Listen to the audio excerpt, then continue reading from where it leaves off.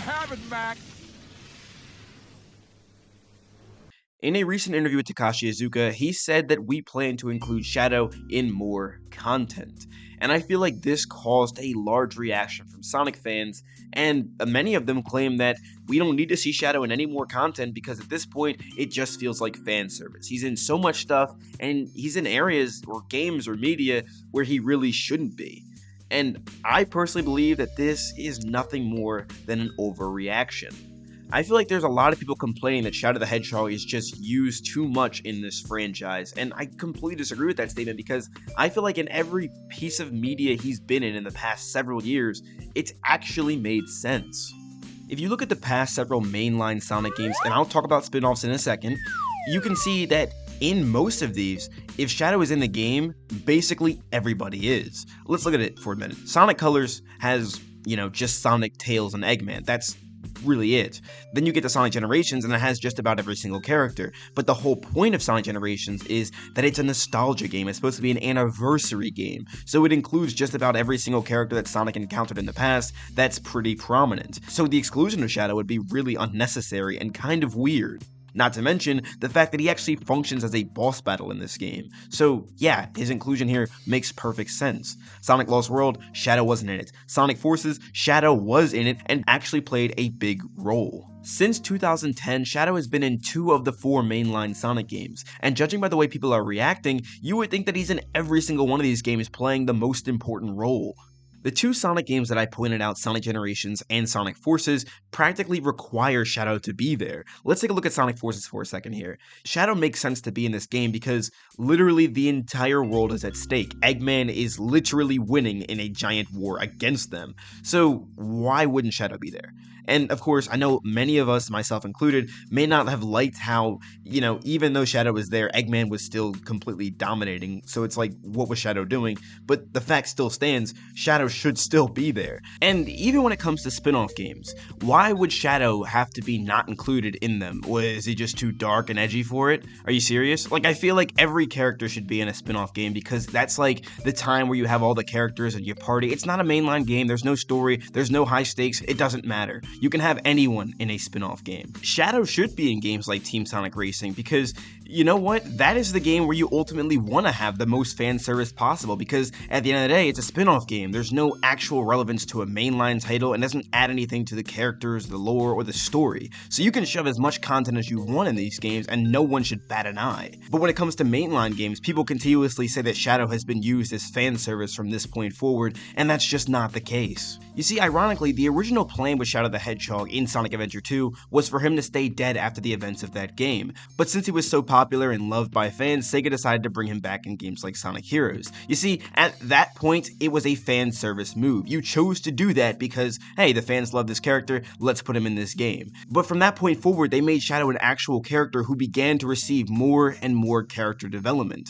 I could probably understand the whole fan service argument if Shadow just kept showing up over and over again as the antagonist of a game and didn't really grow as a character or really wasn't relevant to the story at all, but in every area in which he's showcased in the mainline titles of the games, it seems like he actually has a legitimate reason for being there. So how is this fan service? I probably should have did this earlier in the video, but fan service is described as a material in a work of fiction or in a fictional series that is intentionally added to please the audience.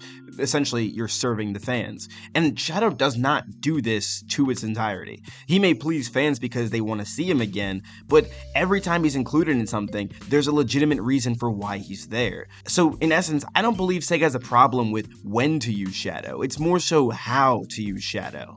And honestly, getting into the specifics of how to use Shadow is an entire video in itself, and I've made several of those in the past, so yeah, feel free to check any one of those out. But either way, I want to go back to the article here that I mentioned at the beginning of the video, where it was Iizuka saying that he wants to use Shadow the Hedgehog more often in Sonic games, so he'll get more content and stuff like that. You see, I think his reason for saying this was not to say, oh, we don't use Shadow enough, so let's use him more. It was more so to pretty much indicate that since Sonic Frontiers is coming out and Shadow is not going to be in that game, I want to let fans know that Shadow is not going to stop being used. He's an important character in our franchise, so expect to see more of him in the future. And like I said, there were a lot of complaints about what Iizuka had to say, but I feel like the strongest criticism that stuck out to me was the sentiment that people were curious on how Shadow would be characterized going forward, because he's been kind of lackluster in the past, and if he's going to be used again in more games, what is that going to look like? And personally, I feel like Shadow is definitely on the up and up again. You see, with the new direction we're seeing here with Sonic Frontiers, as we just recently saw with the Sonic Frontiers prologue with Knuckles, that was amazing by the way,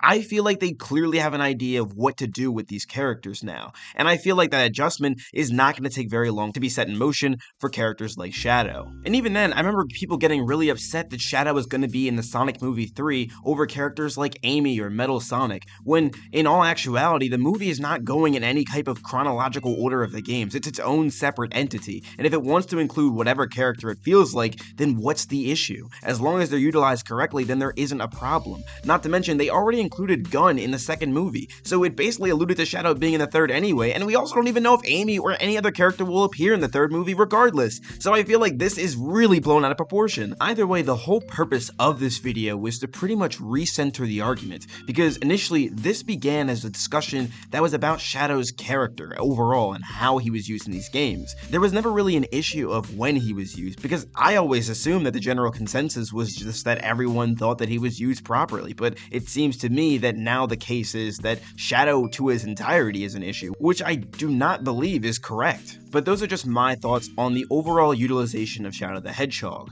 Let me know yours in the comment section down below. Do you agree with me or do you disagree? Do you believe that Shadow is used too much? I'd love to hear what you guys have to say in the comment section down below. Also, while you're at it, don't forget to leave a like and subscribe on the video if you enjoyed it, as it goes a super long way. That said, now's a great time to shout out my legendary channel members. Thank you all again so very much for supporting me and my channel and creating the best possible content that I can create. Videos like these and many more would not be possible without you, and I praise the Lord for y'all every single day. Y'all are truly the best. If you want to become a member of my channel, there'll be a link in the description down below. But if you want to support through other means, I have a merch store, and you guys can check out all sorts of SONICSTA swag, whether it be hoodies, hats, t-shirts, you name it, we got it. The link will be in the description for that as well. But anyway, thank you all again so much for watching. This is Sonic signing out. Have a super blessed day, y'all. Why are you playing that trash?